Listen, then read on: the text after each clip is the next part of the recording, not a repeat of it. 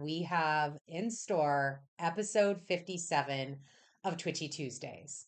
We are preparing today for the upcoming total solar eclipse. First off, hopefully that the eclipse yesterday was beautiful for everybody. We still have those eclipse energies very, very present. So hopefully that is present for you. But we are going to talk about the next eclipse to come, the Great Chiron eclipse. And we also have Venus headed into Aries. So we're going to talk about that as well. Join us as we harness the power of the universe and navigate through all of the information. We're going to be talking about a lot today because, as you might know, didn't get to Twitchy Tuesdays last week. So we're going to dive into it all and cover it all. But our journey always starts with cleaning out the broom closet. So here is our cleaning out the broom closet for this week. 326, which is today. Juno retrograde in Virgo squares Pallas Athena in Sag at 8 degrees, 34 minutes. And then tomorrow, we have the eclipse. We have this Juno and Virgo square Pallas Athena. And tomorrow, we just get to integrate some energies, just get a moment of pause.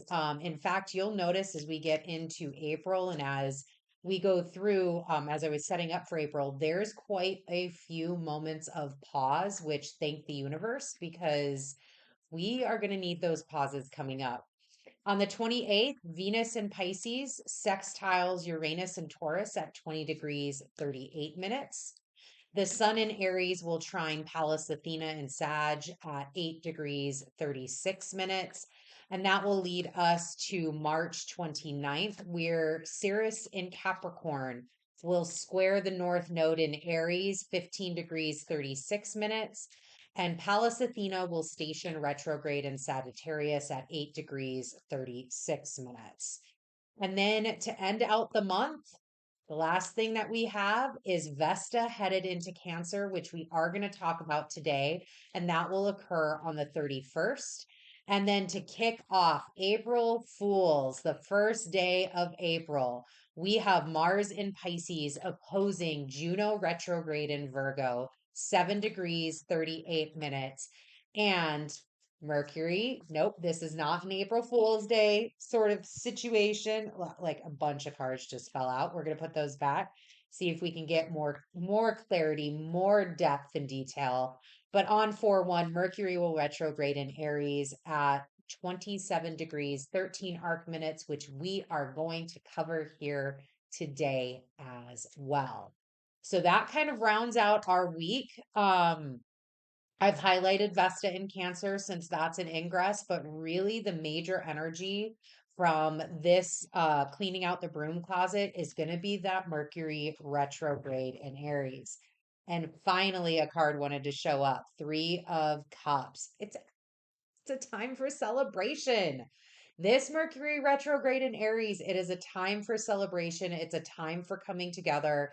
It's a time for sharing thoughts and ideas. Collection has been is a word that is coming up. The collecting of ideas, the collecting of um processes, thoughts, working with the community, working with your ancestors, working with, your the people that are around you to gather the information as Mercury goes through its retrograde, which we'll talk about. But I'm going to leave the Three of Cups right up on the board as our overlying energy. So let me get that ready to go. And we'll see where else the Three of Cups wants to come in and show itself. So, because of all the energy last week, again, I did not record episode 56 of Twitchy Tuesday. So, we will instead add Vesta in Cancer and Mercury's retrograde to our zodiac spotlight today. Mercury's retro, excuse me, and then we'll also do Venus in Aries as well as the April overview. Once we are done with our zodiac spotlight, we'll head over to the chart chronicles. I have the Aries total solar eclipse already pulled up, ready to go. We'll take a look at that. And then we'll head to our Twitchy tip of the week. And voila, Twitchy Tuesdays, episode 57. So let's get into the zodiac spotlight. new. I'm loving this new setup. I'm loving the new things. Hopefully you are too. Let me get this Three of Cups. There we go. Got some new decks. Very excited. I've actually been using them personally first and just getting more from a personal practice. But this is the Aquarian Tarot.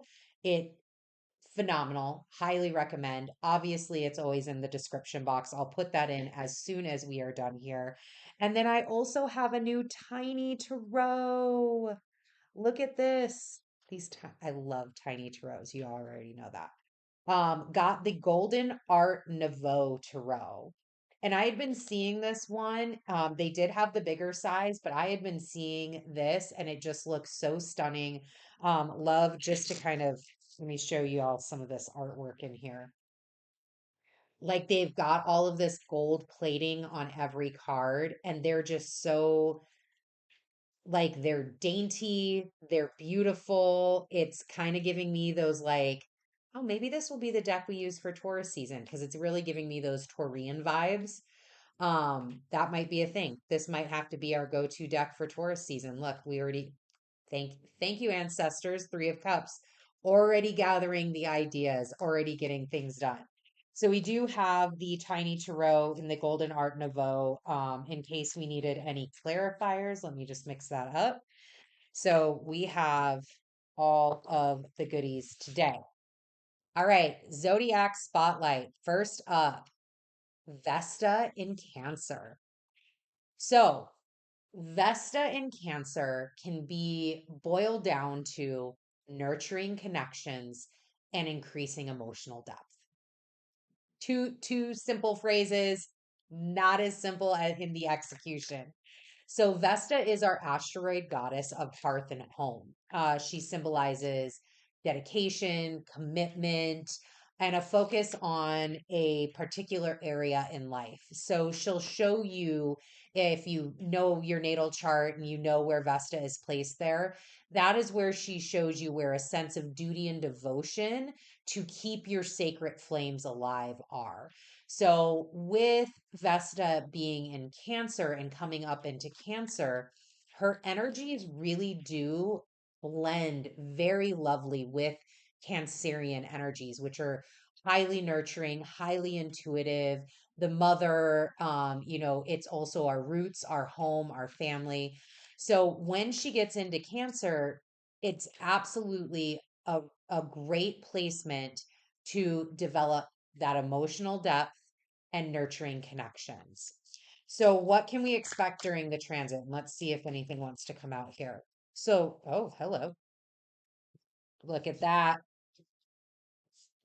Eight of Swords, Eight of Pentacles, Four of Rods. Let me get these down so that way we don't have that bright, shiny light right in the middle. Boom. Let's see. I feel like there's one more that's needing to come out, like just to round out the picture. What's the last? Well, yeah. Oh, there we go. Six of Rods. Okay. So, emotional depth. With Vesta in Cancer, you will want to like embrace any sort of intuitiveness, this Eight of Swords, anything that is intuitive that you are working on or working through, or you feel that gut instinct on. That is what all of this Eight of Swords is about, right? Here you have, you're bound. You can't see. You have to rely on your instincts to gather the information that is needed for you with Vestas going into Cancer and being present in Cancer during the month of April, plus beyond, obviously, but really just trying to hone in on what she in the first decan of Cancer can truly provide in the month of April, which has a lot of heaviness to it. There's some chaos there. So, with that, we can use this goddess energy into that emotional depth, into getting into our intuition, listening more versus, we're in Aries season, all of this action, but we don't want all the action to be for naught. The Eight of Pentacles. You want intelligent action, good judgment, good initiative. You want things to stay. You want things to stay for the long term, for the long haul. So the emotional depth, it can be also gaining into this journey of security. What does it take to make you feel secure? Look at this Eight of Swords right here. Does that trigger insecurity? The insecurity because you don't have all of your faculties available to you to make decisions, to do things? Or does this bring a sense of peace when you look at this? Where it's like, you know what? I do enjoy going inside. I do enjoy like finding security in the knowledge of the unseen things. Okay, I know I can trust myself to make these decisions. I know I have enough emotional depth and fortitude to make these decisions. Or is it, again, the other way where we need to work on some of that? We need to work on that intuition, bringing that out. Also, coming back to this Three of Cups, how are you utilizing that emotional depth to nurture connections with others? And are you listening? Here we go. And especially with this Four of Rods, this union here, as you begin to work through emotional depth within yourself and allowing allowing Vesta in Cancer to kind of be that impetus, that higher knowledge and wisdom. Because that's the thing with the goddess asteroids and why I love talking about them is because it's not like Venus, a personal planet. It's not right. They have so much higher level wisdom. They've been through this before. They've seen this before. They can take you and pull you back. Get Three of Cups. Get the ancestral knowledge. Get it to you. What has worked before? What has worked with others? And bring forth those sorts of messages as you're working on the grander scheme of you, right? The grander things within you, this destiny path that you're working towards. So when you talk about that nurturing connections and making these unions, are you using that emotional depth? Are you using that intuition, this Eight of Swords, to hone in and understand who is in your circle, who is not in your circle, who really deserves to be in this Three of Cups cards with you? Who really deserves to be in this union with you? Who deserves Six of Rods? Who deserves to be celebrated that's in your life? Who is celebrating you? Who's celebrating Eight of Pentacles, all of these achievements that you've had? And then the ones that are, how can you nurture even deeper and bring that strength, that Four of Rods? How can you nurture those relationships even deeper? There's also with Vesta in Cancer, this huge devotion to home and loved ones, which you can see clearly here. We've got the Three of Cups, home and loved ones, emotional fortitude with those that you care the most about. Homed and loved ones represented in the Four of Rods. You can really find yourself during Vesta's transit in Cancer to want to go back to those homey sort of things, creating a safe and nurturing environment that benefits not only yourself, right? Here, I love that this in this deck, this representation of the Eight of Pentacles here is actually in a home structure. Like, here's a big window. We're inside of walls. It's creating this nurturing environment that your loved ones can enjoy, that you can enjoy, that allows you the freedom and the exposure to be vulnerable, right? Eight of Swords, a card of vulnerability, to be vulnerable and to deepen that emotional depth, to work on that, to talk with people about that and gain. Because sometimes it's also in like, again, we sometimes we don't know where our blinders are at, and bringing in that the people that love and that can nurture that out of you and can help you and assist you, again, who is in your corner, who is celebrating you in your wins, who is helping you grow. And then sacred spaces, that is another thing with Vesta in Cancer, again here represented by the Four of Rods. Vesta is the goddess of home and hearth. So it is about honoring your hearth, your home, the fire that keeps ablaze in the depths of winter, in the cold of night, and provides that spark of life, that reminder of life into your home.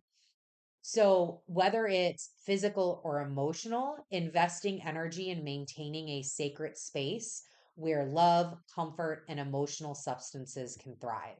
So, that's another really great thing. Plus, with rituals and traditions. So, how are you with this Four of Rods? How are you taking care of your home? How are you listening to your home? Eight of Swords. Let's go there. What intuitive things are you hearing from your home? Because that's a real thing. Your home is energy. Your home has its own energy signature. If we've talked about this before in other Twitchy Tuesdays, are you engaging with your home? Are you loving towards your home? Are you saying beautiful things to your home? Are you cleansing your home? Are you doing the things that intuitively you know your home needs in order to continue to reciprocate the energy of safety, of security, of love, of, honoring, of continuing to keep that light alive? It is a real thing if you know how to listen. What is your home calling for? Have you asked it? And then beginning to build those rituals and traditions here with the Six of Rods, rituals and traditions into your daily life. This can be a great time as Vestas in Cancer to begin to implement some of those things. Some maybe ancient traditions here with the Three of Cups, speaking about emotional depth and intuition, speaking about ancestral knowledge. What are some of those meaningful rituals and traditions that you want to bring forward during this time? And they don't have to be complex. It could simply be lighting a candle. It could be tending to your garden. It could be preparing home cooked meals, having one day where all you do is cook. It could be making sure that your home has, and you and your loved ones have beautiful music that they can listen to.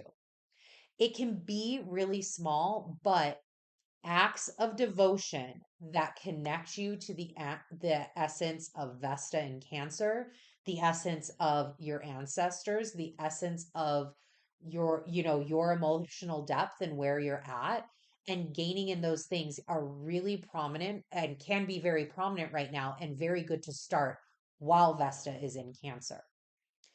So it's also really important to remember that Vesta's influence is very subtle. This Eight of Swords coming right back to it. It's not, it's an intuitive thing. It's a internal knowing.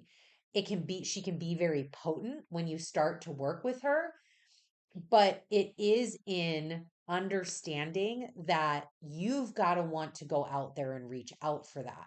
It's not, again, it's not like a Pluto transit or a Venus transit where it is so in your face you can't really ignore it anymore. It's subtle. There's subtlety to that. So pay attention to small gestures, moments that, like the little moments that help you deepen emotional bond. It could be simply looking out a window and seeing a bird out of your window and being like, oh my gosh, that was amazing. Thank you for that.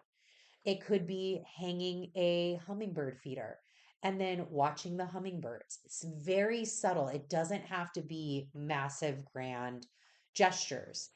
Um, Watch being possessive, overly emotionally attached, and self-sacrificing. So just like this is a great opportunity to hone in on these highly desirable aspects, there are less desirable aspects that Venus or Vesta in Cancer, excuse me, can portray, which is in, again, possession. You can see some of that even play out here in this Eight of Rods. Possession, these are mine, these are my things, bring these things to me. Being over emotionally attached here with the Four of Rods. here tying things together that maybe don't need to be tied. Remember, you are the rod standing solo on your own, but joining together in a combination. And then self sacrificing, also Eight of Swords here. Maybe even a little bit of the Six of Rods, right? That just because you went out on campaign and are coming back victorious doesn't mean you might have not have self sacrificed that. You sacrificed yourself to go out there when you were really being called to stay home. But you wanted the glory. You wanted this, you wanted that, and here you are again. So those are some of the less desirable aspects of the transit. And as you tend to your inner flame, you tend to this emotional increase that you're going to be getting, the emotional depth that you're going to be getting into. Have compassion.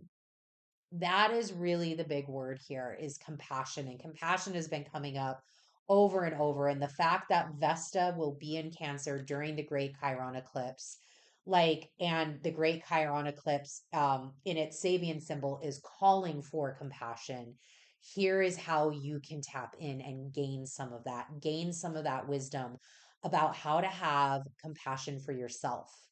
How do you tend to your inner flame? And really, what that's asking is, how do you self love? How do you find those moments to love yourself and what you are doing and what you're bringing forth? And how do you find fulfillment in nurturing yourself? And then also those that you hold dear. It is a balance, but remember, it's self and those you hold dear. They can come together and they can be really rewarding together, but they do have to stand on their own. So, there we have Vesta in Cancer. Let's put this over here. Let's see what we get for Mercury retrograde in Aries. We already know the Three of Cups is here and present, gathering information, accumulation. Key words here for this Mercury retrograde. All right. So Mercury will start his retrograde at 27 degrees, 13 arc minutes of Aries on April 1st. He will head back then in Aries and meet up with the sun on April 11th at 22 degrees, 32 arc minutes of Aries, which, as we know, if you have been following me for a while, Page of Cups came out, is the Cazimi. Then he will station direct on April 25th at 15 degrees, 59 minutes of Aries. The Magician is out. And then during his retrograde, we will have the total solar eclipse, but we will have the Scorpio full moon as well, which he will play. I love that this Page of Cups is here. Here's where I'm coming. He will play the observer of both of those moons. So he has a little bit of a different role, the Magician, in the Aries solar eclipse. This I really tie with that Scorpio, right? We've got that water element here, this Scorpio full moon. This is playing the pivotal role of the observer. And yes, an observer is a pivotal role. Not all the time do we need to be in action.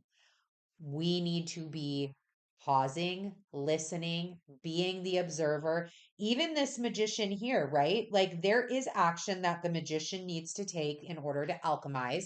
Magic does not just poof occur, there's action that's needed for magic to happen. However, the magician and the alchemist is not just a magician, it's not just about the magic. Alchemy was all about the beginning of the scientific revolution and understanding the observation of the magic that you've created. I create something. Let me observe and write down what I witness. Let me see after 5 days what happens to the concoctions that I've made. What is the initial onset? All right, let's let it sit there for 40 days and 40 nights. Now, what do we see? high levels of observation were gained from that, from alchemy. And that's then where we get the scientific revolution with the hypothesis and theory and all of the other things that happen, testing out your theories. So there is a pivotal um, ability to be the observer with Mercury's retrograde. And what I got for an image for this was a tennis match. And so if you don't watch tennis, don't know anything about tennis, think of any sport where the individual is the one doing all the work and the team captain or your coach or whatever, your family is in the crowds in your box. So football's like that, European football, right? Track and field, swimming, all of these individualized sports where you have to do the action. And the reason why I love tennis, so that was the image that they gave me, but Mercury is in your box, right? So here's Mercury in your box, right? If we're at a tennis match, oh my gosh, yay, fun with cards. If we're at a tennis match, right? Here's the tennis players, here's the crowd. Hi crowd. This is Mercury in your box at the arena, but you're the one on the field. You have to do all the work. You have to hit over. You have to hit the ball. You have to keep doing these things, right? You have to play out the whole match. You have to deal with your internal thoughts alone. You have to deal with your mindset alone. You have to deal with getting yourself out of ruts alone. You have to deal with every choice that you make on this playing field, on this tennis court, on this card court. Every choice that you make, you have to own. You have to acknowledge and own yourself. But Mercury is here in your box. He's giving you guidance. He's giving you support. He did it off the field during training. That's what training's all about, right? And he may even be able to call out a few tips and pointers as you're playing this match. But all Mercury can do is observe. He can't play this match for you. All he can do is observe. However, he can also hold space. And that Three of Cups gift. Not only is Mercury there, but you also got all of this Three of Cups. You already know that's my ancestor card. You've got all of that energy behind you. They are supporting you in holding the space, giving you the energy. All you have to do, if you're like, let's just even put this upside, if you're like totally upside down in this match, maybe you just look up towards the box and you see, and you're reminded of all the training you've done. You're reminded of why you're choosing to do these things. You're reminded of who's in your corner. And that's all you need to turn the match around. Now it's in your favor. But again, you're the one that has to do the work. Mercury can only sit up here and observe. So, in a further series of fortunate events, so we talked about this the last Twitchy Tuesday recorded that we did. And I have already released the Sabian symbols out there and did a few one video already because of Mercury. But in the further series of fortunate events, he will be having, meaning Mercury, will be having direct conversations with Chiron and the North Node through this retrograde. So Mercury wasn't just a one and done with Chiron and the North Node. This is going to continue. So the mini short series under Sabian Explorations, that is the playlist on YouTube. You can also see it on my feed on X. Keep tuned to those because I will be dropping other videos in that series of fortunate events to just kind of go through this journey because it's Mercury, the Sun, Mercury, Mercury, Mercury, all throughout here, Venus and Mars. And so this is going to be a series of fortunate events, like I stated, that's going to take us through June. So there's much more to come within this series if you need to get caught up. there's just one video now because the sun doesn't come into play until the beginning of April. So, one other thing that I will say about Mercury's retrograde in Aries, and especially with these cards present, and I'm going to keep these cards up because, again, I'm feeling these for the Mercury and his role that he's going to be playing in our lunations. Um, this is not just like the observation, yes, but it is in the realm of gathering information. That is what I am honing in on, is gathering as much information as you can to you during Mercury's retrograde. So observing, but collecting at the same time, making sure that you have all the information that you need, seeing and being open to hearing where that information needs to come from, making sure you're keeping diligent notes about the information, right? We talked about the alchemist, details, getting the details down, but it's really about gathering as much information as you can as quickly as you can. This retrograde is very quick. It will start and end right in April. So, when he gets to the midpoint of Aries, which is where he is going to station direct, that 15 degrees 59 arc minutes, what midpoints are abilities to pivot and quickly. So as he goes through his retrograde, be that observer, gather information as much and as quickly as you can through that process. And then once he hits the Kazemi with the sun, which again, let me give you that date. So Kazemi is on April 11th. So you have from the 1st to the 11th, begin to continue to collect additional information as needed, continue to be the observer, but begin to kind of think through, all right, when he stations retrograde, what does this information that I've gained mean?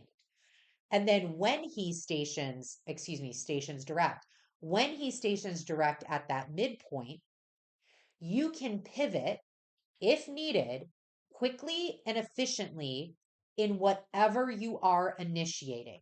This is Aries. We are initiating something here. So seize the opportunity while you have it. It is. And like, here's the thing, in Aries, you want to take action. Take action by collecting information. Take action by being the observer. That is the action. This observer action in the collection of information, the analysis of the information, and then let's move forward when Mercury stations direct at that midpoint, and you have a better idea of how, if you want to pivot or not. All right. We're going to leave these up here to talk through the moon. No, okay, we're going to right there. Talk through the moon. But we got to talk about Venus and Aries first. We got to do that first before we get to this moon. So we're just going to leave. Oh, okay. I obviously need to get a better situation over here. Hello. Maybe a stronger crystal. Let's do 2 crystals. Oh, I mean, there you go. Look at that. Okay. All right. Venus and Aries. So Venus will be in Aries again just for a month. So this is Aries. Be in quick fire energy here.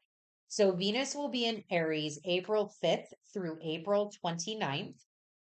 And when Venus is in Aries, she is in her detriment. So that means she is the farthest from her home sign of Libra. And when a planet, yeah, here we go, 5 of Swords coming out right away. When a planet is in their detriment, it's harder for them to do what they do best. Venus in Libra, being in her detriment, Venus in Libra does what she does best through harmonization and balancing. And I mean, there's a bunch of other words. But here in her detriment, it is harder for Venus to bring that balance that she's needed. Look, she's even unbalanced here We have three swords that she's holding and two on the ground. That's an imbalance already. So that balance that she might struggle with, harder to bring about, to all of the Aries things. And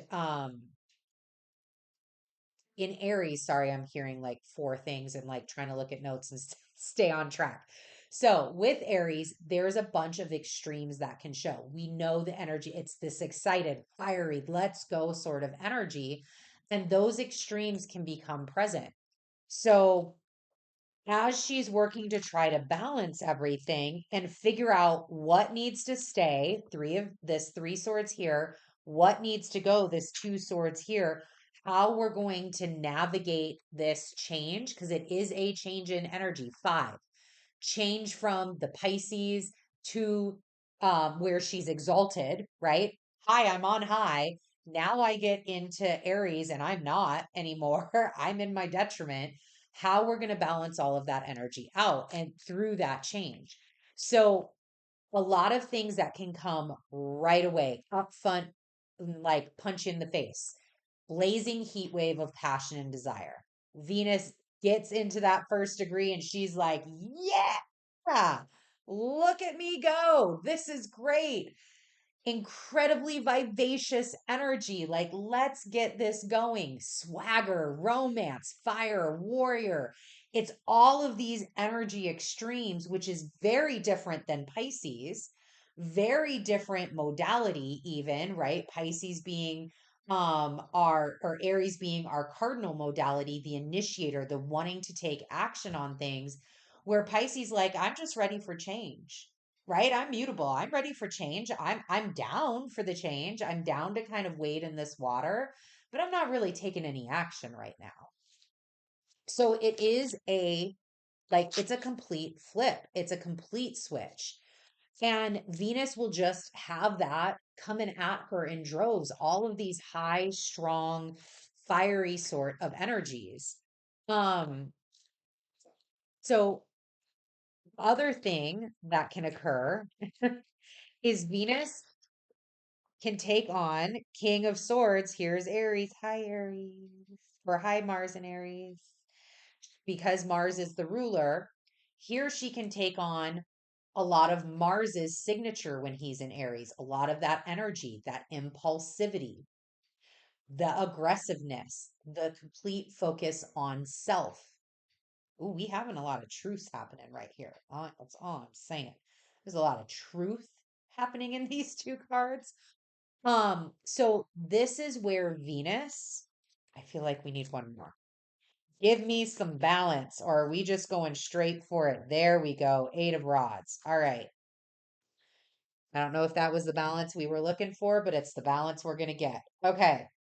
This to me is all of that extreme energy coming at Venus really quick. Like all of that, all of the energy of Aries, all of the energy of Mars coming at her really quick. Now, another way I'm reading this, and they're telling me more frankly to read it this way, is the Eight of Rods came out last.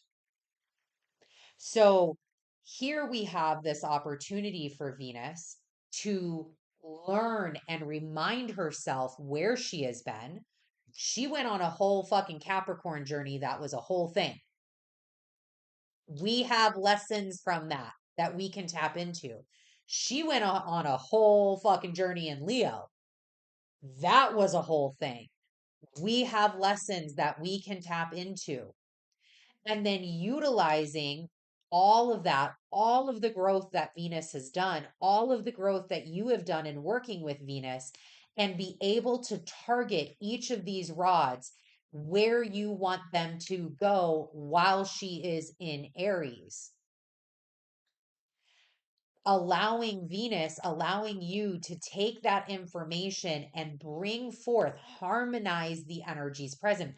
Eight is a number of harmony. 4 and 4. This is not an odd number. This is a harmonious number. So there is the ability to do that, but you cannot forget where you came from. You cannot forget that the journey, you cannot forget the values that you've been working on. You cannot forget This is Venus coming back around to the first sign of the zodiac. She's done this whole thing, right? She's gone all the way around now. Don't forget the journey that she was on during that. Don't forget what she accomplished during that. Don't allow this energy, like this switch, this quick flip from Pisces and all of the other chaotic energy that is going to occur during Aries season to take you off path, to make you forget these harsh truths that you earned. You earned those. You did the work, you earned them. So, how the energies can harmonize in a really great manner is bringing forth, here's a rod, bringing forth unapologetic confidence. Be confident in who you are. Be confident in the direction that you're going, right? This King of Swords didn't earn that sword or his kingship by being fucking wishy washy. No, that's not even anywhere near what the King of I can't, like, that's the energy I'm getting from this King of Swords. Me even saying that in front of him. The fuck? You got me messed up. No. Unapologetic confidence. Speak, here's another rod. Speak your desires boldly. There is so much conversation in this. There is so much truth in this. There is so much air energy of speaking. Speak your desires boldly. State what you want. Closed mouths do not get fed. They just don't. Another rod. Savoring your independence and honoring what that means for you. Maybe you've come into independence. Maybe you finally figured out what that looks like for you through Venus's journey in Leo and Capricorn, her retrograde journey there. And maybe you're out since she is coming back around to the first sign of the zodiac. Maybe this is a whole new you. Honor that, savor that, have gratitude for that, have compassion for the journey that you went on, this Five of Swords, but know you're better for it. Here comes that word compassion again. Here's another rod, embracing your authentic self. That's what we're here for. That's what this whole situation, this whole age of Aquarius, this whole new world, authenticity. That's what we're going for. Be the King of Swords. Stand up there and do the damn thing. That's how this Eight of Rods can come in. And again, this is like coming down into earth. This is bringing it down into reality. Um, let's see, what else did I have down? Savoring, Oh yeah, look at that, another rod. Show how you have grown with patience. Always on my list. Look, always on my list. Consistent thing that I am working on. But there has been ways that I have grown, and acknowledging that and using that as a rod during this time to be like, I can still do all of this. All right, here we go. Allow another rod, allow that passion to come in. Use the passion. Don't be used by the passion. Use the passion to push yourself forward, to continue to bring forth the things that you want to see in this world. Um, let your desires, another rod, let your desires blaze brightly. Showcase what your desires are, what you want. State them with facts, state them with confidence and with reality. Aligned, another one. Align all of those things with the values and goals that you have set for yourself. Staying consistent to those, staying consistent to the work that you have put in and that you've been doing. Yeah. Wow. Venus and Aries message. You're welcome. Here we go. I feel like there's one more rod. Like we have one more rod here, and maybe that's the rod that y'all need to, every individual needs to figure out for themselves. Great tip. Go look at your natal chart. Where is Aries? Where is Venus going to enter Aries? So where is that 0 degrees of Aries mark on your natal chart? What house is that in? And that might be an area of life where this last rod shows up, where you can apply maybe a little extra passion to. You can place a little extra focus on. You can find something to be desirable about in that house. So there we go. Boom. Venus in Aries. All right. One other thing that I wanted to do before we get to the chart chronicles was have our April overview. So the lunations this month, we already talked through the two of them. We've got that great Chiron eclipse, the magician.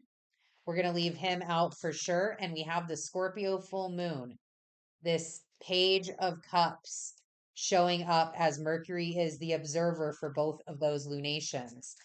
So that will happen on April 8th, the total solar eclipse with the full moon in Scorpio happening on the 23rd. We have the Four of Cups coming out. So let's see what message they want there. Yeah, man, more observing. Look at that. More, I mean, we're putting this right under the Aries total solar eclipse. I mean, if this isn't one of the best cards I have seen representative for what to do during a solar eclipse, we're going to come back to this card for sure. Give me a moment. Our ingresses this month, we obviously just talked about Venus and Aries, Taurus season. Again, I haven't been able to pull out this Golden Art Nouveau Tarot, so I think that might be our Taurus season deck. And that will happen on the 19th. We then get Venus and Taurus on the 29th, and we will close out April with Mars getting into Aries on April 30th. Now, some of the key transits that I wanted to highlight, we obviously have the Mercury retrograde, which we just talked through, but that just kind of gives you the visual of it for those that are watching on video. And then the other two, there are some more in here, but my big two to watch out for April, Mars conjunct Saturn in Pisces. Yep, that's going to occur on April 10th. Will be present with the total solar eclipse, which we'll talk about here in just a second. And Jupiter conjunct Uranus on April 20th, 420, of course, in the sign of Taurus, of course, 21 degrees, 50 arc minutes. So both of those are the April transits to watch. Obviously, notwithstanding this great Chiron eclipse we're about ready to talk about. But as we go through Twitchy Tuesdays, you know I've got you. We will talk about those more and more as we get closer. Probably we'll end up doing some Sabian or some either Sabian symbol videos or other little fun videos for both of those transits as well. So that is our spotlight. Let's get into the chart chronicles. All right, here we go. So we know that this Page of Cups is here to kind of give weight and reverence to the other moon that is occurring in April. We don't want to forgive about, which is our Scorpio full moon. However, this is a big fucking deal. There's no other way to say that. I mean, I guess I could have left out the curse word, but it's a big deal. Like, that is what it is. So let's look at this magician energy that is present. Obviously, this Four of Cups as well. And again, I could not think of a better representation of these energies here with this Four of Cups. And I will explain more in detail. But first, let's get through this chart. So let me pull up the chart, and I already got pen ready. Yay. Okay. Total solar eclipse is occurring at 19 degrees, 23, 24 arc minutes, depending upon where you're at, on 4/8, April 8th of 2024. So this is the section of the chart that we are super paying attention to, because what you see right here is Chiron, the sun, and the moon all conjunct at 19 degrees. Literally, depending upon where you are or when you run this chart, a few seconds later, a few seconds before, you may even have all of them exactly conjunct with each other at that degree, the 24 arc minute degree point. Big effing deal. And what makes it an eclipse is this beautiful glyph right here, which notates the north node, sitting at 15 degrees, 38 minutes. The reason why this is such a big deal is because this is a total solar eclipse, meaning in the path of totality, we will completely see the moon sitting in front of the sun and completely blocking it for pretty much as long as you can during an eclipse. 4 minutes and seconds, depending upon where you are at in the path of totality. 4 minutes of total blockage. Huge. Super excited for this. So, yes, we have this conjunction with Chiron. One other thing that I want to notate is this is in a square to Ceres, which is down here in Capricorn at 17 degrees, 49 arc minutes. So I am going to be doing this is big. I'm going to be doing a completely separate video, a recorded video, where I'm going to go into this chart and go into the energies and really talk about the things that I am honing in on for this eclipse and kind of like how this eclipse has been presenting itself to me. I'm going to do that this weekend. It will be posted on YouTube and on X, so you can catch that. So I'm not going to go into super duper duper depth here, but just wanted you to know kind of the chart wise. Here's our friend Mercury, who's already in his retrograde in Aries. So here's where we get the magician coming from, right? He's helping support that magician style energy, looking at things, gathering things, collecting things, as we are in this Four of Cups, literally doing nothing but observing. The other thing that I do want to point out in this chart for this Twitchy Tuesday is we have two other flavors that are present. Because as you can see, like if that is the story, right? What I have marked here, this is the story. This is the story. But it is colored with two very different flavors. First flavor of the day is this budding conjunction right here, Jupiter and Uranus.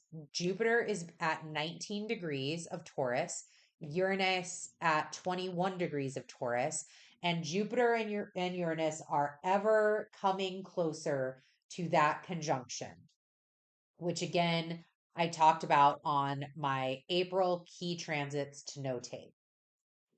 The other one that is coming close and will also provide flavor is this conjunction right here in Pisces between Mars and Saturn.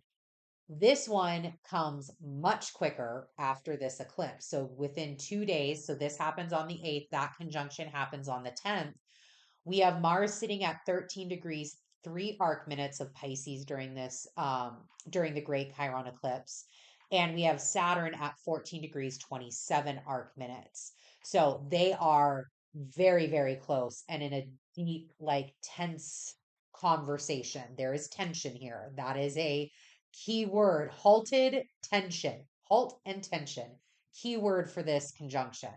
So this is adding a really deep flavor to this chart and to this moon. So, well, again, doing a whole separate video on this because of how huge this is, and we'll go into what those flavors might look like, etc. What I did want to say is everything here, and let me just use a different color. Everything here is above the horizon line. So this dark black line where the ascendant and descendant is. Everything is above this line. Now, Sirius is a little below, but approaching, right? She's moving in the direction. So we're getting there. She's trucking along. But all of the energy that we are interested in that are playing a pivotal role within this eclipse is above the horizon line, which should be obvious because it's why it's going to happen in the middle of the day, right around like 1 p.m., depending upon your location again. So there is something to that though. And it is something that has been kind of pinging and has been giving me little intuitive hits is there is known things. This eclipse, this observation mode that you're in, this intuitive, we are having the cups here, this intuitive moment that you're having, this gift of eclipse from the universe pouring down on you. These are things that are known, they're present, they're visible. And when that visibility is taken away, right? So let me do it this way. What is left for you to see? Think about the Eight of Swords here. What's left for you to see is what's inside. What's left for you to see is the noise, being the observer with your ears versus your eyes, being the observer with what you can feel versus what you can see. So, again, we'll get into more of that. There is also one of the key words for this moon that I will impart here is impact. This moon will have impact. All of it, impact. It's going to probably impact some very interesting things, things we might not have experienced before, like potentially impacting travel, impacting, shoot, we've got Uranus and Jupiter here, supply lines, things of that nature. People are going to be out taking a pause. It's going to impact ourselves, our beings, our energies. It's going to impact our animals. It's going to impact the animals of the world, the plant life. There is impact when the sun goes dark in the middle of the day for 4 minutes and seconds. So just think through that, think about that. And then again, I hope you'll join me for that additional video where we'll go really into depth into all of this and speak about the energies that are present a little bit more. Few recommendation items that I do want to discuss because again, this Four of Cups says pretty much all it needs to say with this total solar eclipse, but it is worth reminding and remembering if you have been with me since the last eclipse season. All eclipses, I personally do not recommend doing rituals or spell work, spiritual work, like cleansing crystals, doing like deep rituals, gathering moon water, any spells of that. I personally do not recommend it, especially this one. Now obviously, if that is part of your practice and you've been working on those for years, you intuit for yourself. These are just my recommendations. You choose to do what you wish. But the reason why I don't recommend that is because eclipses are pure potent energy. We see it, right? We see it in the chart. We can feel it when they come. We can feel it weeks sometimes before they come. But it's such pure, potent energy. And that's really the great thing about them. They do all the work for you. This Four of Cups, I'm going to put it up here. They do look, the universe is doing all the work for you. You just have to sit there.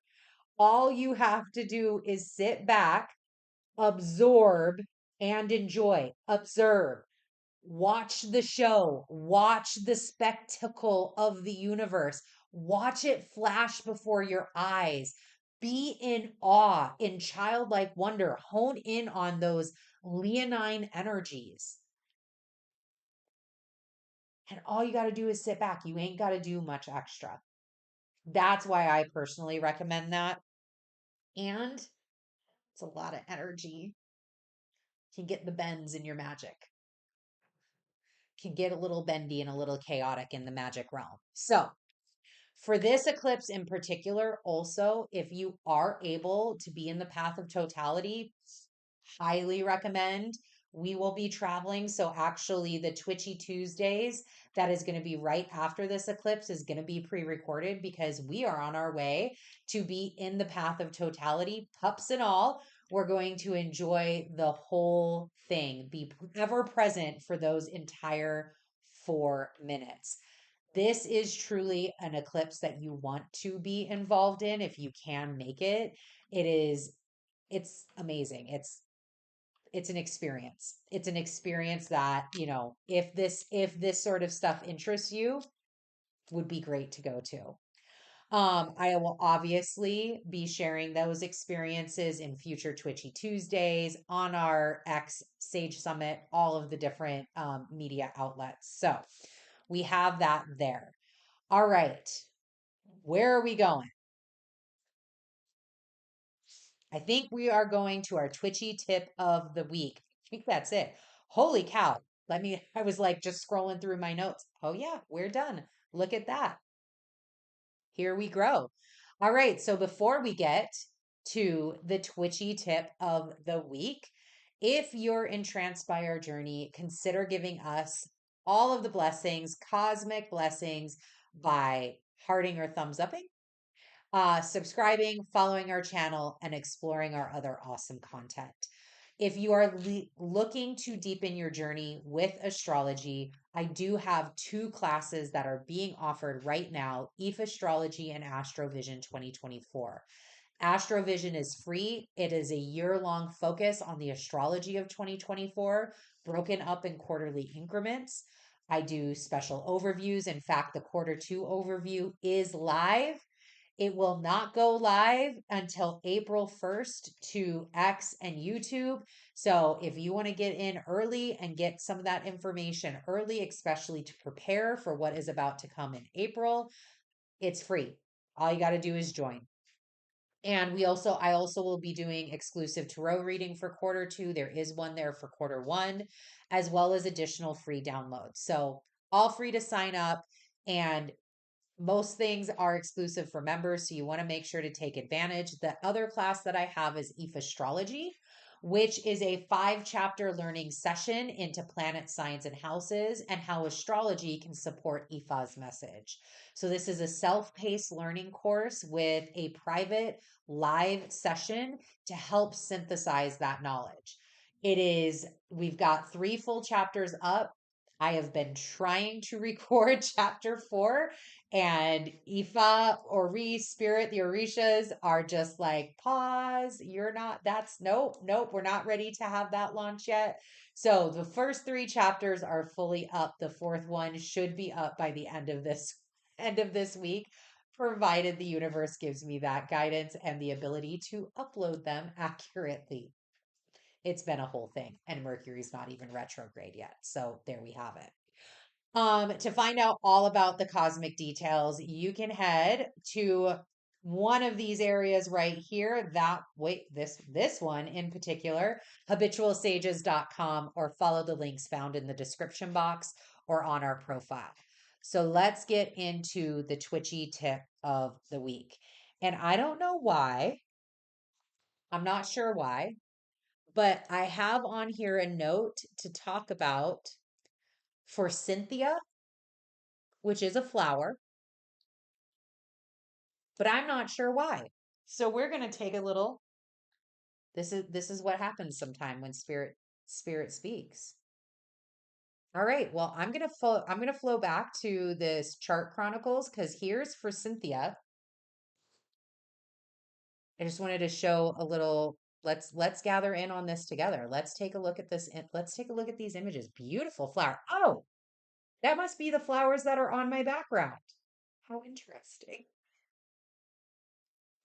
But I wonder why. I wonder why this was the Twitchy tip of the week. This must be for somebody. So if this is a gift for you, I please drop it in the chat, drop it in comments afterwards. Let me know. What a beautiful flower. Maybe this is one of your favorite flowers or something that just triggers something for you. Let's take a look and see what for Cynthia is all about. This is all how to grow and plant for Cynthia energy. Oh, look at that. Hello, Aries season. So in Chinese medicine, I, we love Copilot. We love Google. In Chinese medicine for Cynthia, Lang Quao, hopefully I'm saying that right, is used to clear heat, soothe inflammation, and calm the skin. This general calming vibration is complemented in such a lovely way by for Cynthia's gentle, effervescent energy. She is quite a lot like a fresh morning breeze. Oh my gosh, I love that.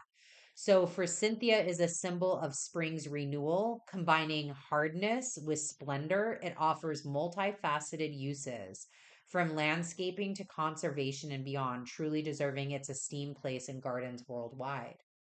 So spring's renewal. So again, thinking through not knowing why I wrote this down, by the way, because it had been a while since I had taken these notes, but I love this clear heat, soothe inflammation, and calming the skin. And is that not with all of the energies present headed into April, with all of the things that are happening, Vesta going into Cancer this week, because this is the Twitchy tip of this week, here we have another reminder, right, of calm, of collectiveness, of enjoyment.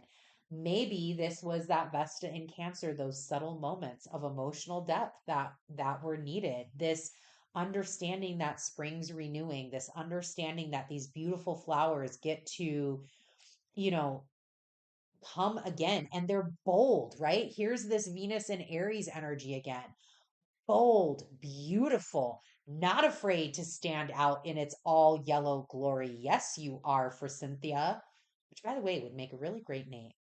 Um, However, it's also providing that need during that initial onset of energy of heat that Aries brings to the table, helping to clear that way, helping to soothe that information, helping to calm the skin. And look at this, helping to, what is it, like a breath of fresh air. Oh, yeah, right here.